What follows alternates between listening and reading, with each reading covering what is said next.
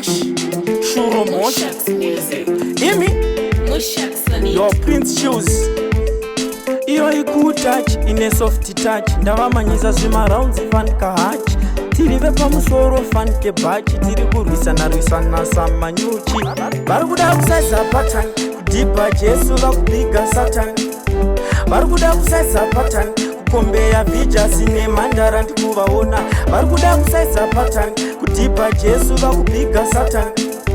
Vari kuda kusaisa pattern, kukombeya vijasi nemhandara ndikuvaona. Pandangoti kutouch, ndavaona vamwe varasa kusplash. Iri wish ungatitambe ma1 touch, ndibate kubash.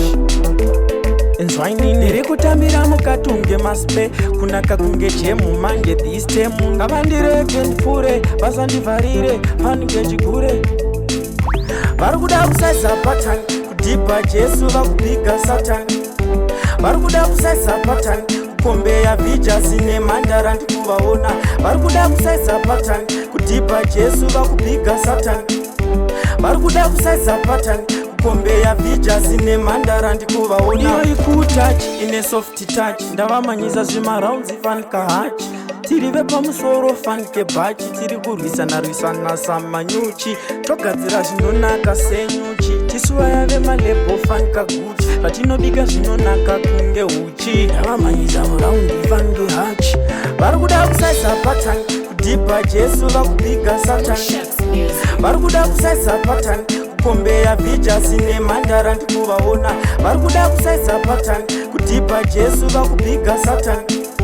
Vari kuda kusaisa pattern, kukombeya vijasi nemhandara ndikuvaona. Pandangoti kutouch, ndavaona vamwe varasa kusplash. Iri wish ungatitambe ma1 touch, ndibate kubash.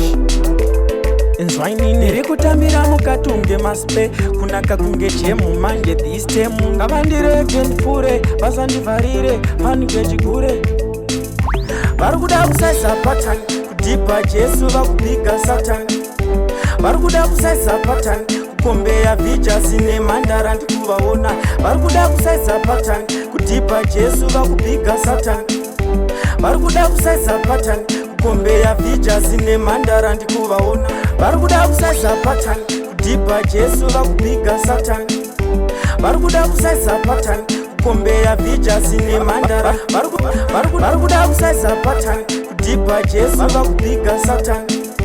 Vari kuda kusaisa pattern, kukombeya vijasi nemhandara.